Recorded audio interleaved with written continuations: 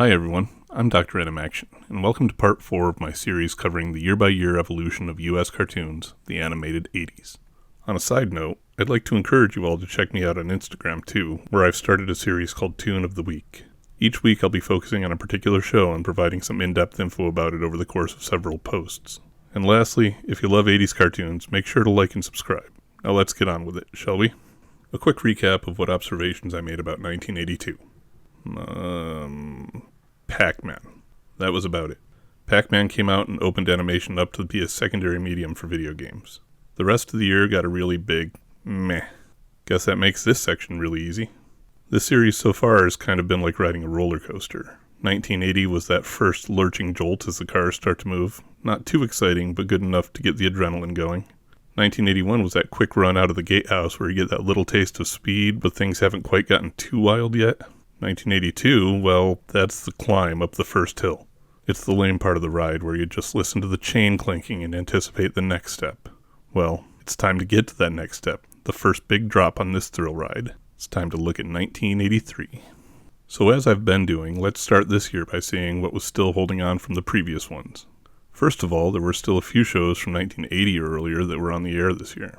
The all-new Popeye Hour, Super Friends, Hanna-Barbera's World of Super Adventure, the Bugs Bunny Roadrunner Show, and Fat Albert were all still going strong through most of the year. From 81, we still had Spider-Man and His Amazing Friends and the Smurfs, and a good portion of the 82 lineup was still holding on as well. The Incredible Hulk, Meatballs and Spaghetti, the Sylvester Tweety Daffy Speedy Show, the Mork and Mindy Laverne and Shirley Fonz Hour, the Pac-Man Little Rascals Richie Rich Show, Shirt Tales, and the Flintstone Funnies managed to make it out of that pretty slow year. Spoiler alert, pretty much none of those make it any further. But anyway, what does that mean we lost? Well, from 1982, there were only 4 series that didn't continue into the new year.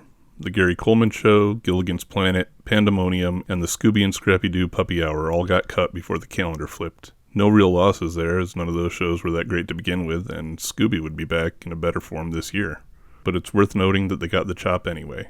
But enough about years past, though. It's the year moving forward that matters here. This year saw the release of 18 new series, which was a marked increase of about 33% over both 81 and 82.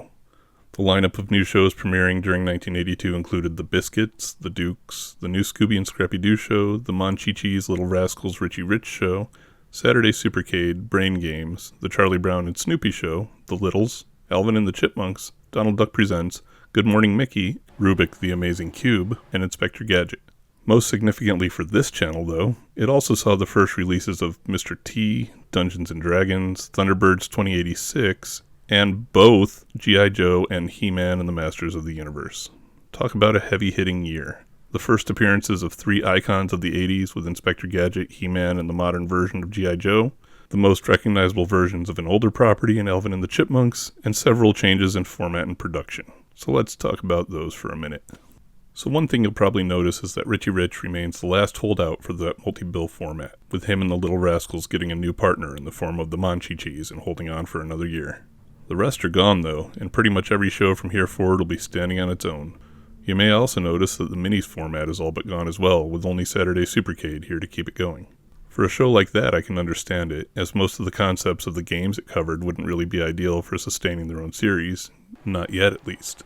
But the rest are gone. That's not to say that some shows weren't still skits, but they were skits within a single property rather than shorts from multiple series. That format would only rear its head a couple more times throughout the decade. And speaking of shows with shorts from a single property, Disney released 2 of them this year, made up of various Disney shorts of all their classic characters. Another classic that got some new love this year came in the form of the Charlie Brown and Snoopy Show, which told all new stories featuring Charles Schultz's Peanut characters. Scooby and Scrappy were back with a new series this year, pairing them up with Shaggy and Daphne to solve cases, presumably while Fred and Velma had better things to do. Alvin and the Chipmunks were originally a fictitious singing group that first appeared in 1958, but this year they got an animated series following their adventures and hijinks, getting fleshed out with backstories, characterizations, a full supporting cast, and eventually, in this same year, counterparts in the form of the Chipettes. The Littles were also a transplant from other media, as it was based on a series of children's books by John Peterson that were first published in 1967, but it told new stories based on the original characters and expanded the cast significantly. Lastly, a live-action show that was both iconic enough and featured stories and situations better suited to an anime series than some of the others that we've covered in previous years got released as The Dukes, and it told the story of the boys and Daisy racing Boss Hogg and Roscoe around the world for some reason. I may not support some of the iconography in the show, but if someone could just paint the roof of the General Lee and maybe change the name to keep it away from more controversy, the stories would be just as entertaining today. We got a decent number of shows this year that weren't based on any existing properties as well. The Biscuits were a group of Smurf-like characters, but rather than little blue humanoids, they were anthropomorphic dogs. Story-wise, well, let's just say some similarities existed between the two and leave it there. Brain Games introduced the world to an animated, interactive game show that challenged viewers to think and solve puzzles throughout its short 6-episode run. Mr. T got an animated series, probably thanks to his popularity from roles like Clubber Lang in Rocky III and B.A. Baracus on the A-Team, which had just premiered in January of '83 itself. And oddly enough, the show put the title character in the position of coaching a gymnastics team that constantly gets caught up in one adventure or another. I'm not sure what would qualify Mr. T to coach gymnastics instead of something like wrestling or football, but there you have it. Definitely watch the show if you want to see a mini Mr. T impersonator or a bulldog with a mohawk. The aforementioned Saturday Supercade took a handful of popular video games from the time, which were obviously famous for their in-depth storytelling, and made them into a series of shorts. Frogger, Donkey Kong Jr., Q*bert, and Pitfall all got a slice of the action here, and eventually Kangaroo and Space Ace as well. And finally, we see the US adopting 2 more properties from Japan and fitting them to an American audience. The Monchi-Chis, which were aired with Richie Rich and Little Rascals, were a community of anthropomorphized monkeys based on a line of Japanese toys and a subsequent animated series over there called Monchi-Chi Twins, though the US version was only based on that rather than redubbed and rerun. What was redubbed, though, was Thunderbirds 2086, which was redubbed from the 1982 anime scientific rescue team Techno Voyager, or Techno Voyager, depending on where you look. And then it had the structure of the older Super Marionation shows Thunderbirds and Captain Scarlet slapped onto it in an attempt to make it resonate more with American kids, or something like that. I'm not really clear why they did that.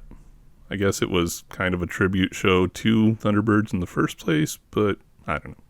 So as fans of 80s cartoons, we've all heard it said, we've all had our favorite shows accused of it, and this is the year that it started. This is where the first of the, quote, 30-minute toy commercials, unquote, came out. The biggest perpetrators of this crime for the year were obviously He-Man and G.I. Joe, but shows like Dungeons & Dragons and Rubik the Amazing Cube did their part to sell some books and puzzles as well. Personally, I hate the idea that they were nothing more than toy commercials in execution, even if that may be what they were in concept. I prefer to think of these series as more like multimedia properties, with the second media being imagination. I mean, in 1983, G.I. Joe only ran for 5 episodes over the course of a single week, telling an essentially feature-length story in the 5-part Mass Device miniseries. Did those 5 episodes sell toys? Probably, but the toy line first came out in 1982, so I'm sure there were plenty of kids that already had them. I don't think it was a matter of the chicken and the egg for these shows. Instead, I think it was a chance for kids to see what kind of characters their toys were, and give them some parameters for their own playtime scenarios. To me, the bottom line was that if you make cool toys, I'll want them without a cartoon. But if you make a cartoon for the toys I already have, I'll watch it to help my mind build the world those toys operate in. And Dungeons & Dragons? Well, it showed us all that a game that primarily used imagination as its main play mechanic really had no limits by making the world in the books a real, tangible place on screen. Regardless of how you perceive or interpret it, in the end I'm just happy that we got so many great cartoons out of it. And this was where they started. Although, I will admit that the Rubik show may have oversold the toy's capabilities somewhat. 1983 brought us one other thing that I absolutely have to mention. On April 18th of this year, the Disney Channel was born as a premium channel, joining the ranks at the time of HBO and Showtime. Mostly at launch, the Disney Channel was family programming oriented, but during this time it also ran Good Morning Mickey and Donald Duck Presents, with Mickey premiering at the channel's launch and Donald following in September. I like to think that it was because of this that other premium channels also decided that animation would be a viable programming option for them, as HBO created and aired Brain Games this year, as well as the puppet version of Fraggle Rock, and Showtime took on Thunderbirds 2086. Regardless of whether that's the case or not, this was the year that channels besides the big 3 networks started to put animation into their programming schedules, which meant more cartoons and more places to watch. And it would only grow from here as more channels came online over the next decade. Side note, my family never had any premium channels, and I never realized until making this video that Nickelodeon started as one, and has been around since 1979, where it spent 5 years as Nickelodeon, the young people's satellite network. That kind of blew my mind, although looking through their historical programming, I don't really see any cartoons from before it dropped the premium model, so hopefully that excuses me. And we're off. To me, this is where the true 80s started, especially, but not only, in terms of animation. Several of the other best things the 80s had to offer came out this year as well. Movies like Strange Brew, Valley Girl, Videodrome, Trading Places, The Right Stuff, National Lampoon's Vacation, Monty Python's Meaning of Life, Lone Wolf McQuade, The Day After, Blue Thunder, and A Christmas Story, which were all seminal 80s films, all came out this year. Quintessentially 80s bands like Bon Jovi, Cinderella, Stryper, Trickster, Autograph, The Fat Boys, LA Guns, and Poison were all formed this year, as well as a bunch of bands that are still going strong today, like Megadeth, Phish, Mighty Mighty Boss Tones, and the Red Hot Chili Peppers. Existing bands released albums like Def Leppard's Pyromania, Quiet Riot's Mental Health, ZZ Top's Eliminator, Hanoi Rock's Back to Mystery City, Metallica's Kill 'Em All, Rat's self-titled album, Dawkins' Breaking the Chains, and Motley Crue's Shout of the Devil. We also got debut albums from 80s and 90s mainstays like Cyndi Lauper, Madonna, R.E.M., and Pantera during this year. And did you guys realize Pantera started kind of as a glam metal band? That was really weird. The U.S. sent its first female astronaut into space. Martin Luther King Jr. Day became a national holiday. GPS became available to the public. David Copperfield made the Statue of Liberty disappear on nationwide TV. Star Wars became a reality. Mario Brothers was released in arcades. MASH ended. Kiss appeared without their makeup. Return of the Jedi topped box offices, and Every Breath You Take topped music charts. And that's just scratching the surface. This was one solid year of milestones and events that quantified the 80s, and it was definitely no different for animation. So as I've done with all the other videos in this series, I want to do a rundown for you all of where and how you can watch these shows as of May 2023.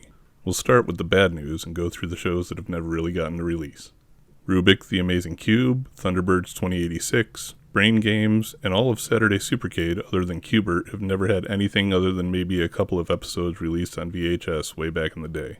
A few shows are available to stream, including Inspector Gadget and the Littles on Pluto TV, and the new Scooby and Scrappy-Doo show on Boomerang with a subscription. But the best news from this year is that everything else, or at least parts of everything else, are available on in-print DVDs. The Biscuits, The Dukes, Monchichis, Qbert, The Charlie Brown and Snoopy Show, Dungeons & Dragons, He-Man and the Masters of the Universe, Mr. T, G.I. Joe: A Real American Hero, and Alvin and the Chipmunks can all be picked up either piecemeal or complete. But that's it for 1983. Definitely a step up from what we got in 82, and potentially a tough act to follow. I'm curious what you guys think about my assertion that this is where the true 80s started, though. Exciting as this year was, are we going to have any that top it as we continue forward? Come back next week and we'll see what 1984 can do. Thanks for watching, and I'll catch you all in 1984. Stay tuned and stay tuned. As in cartoons. Later.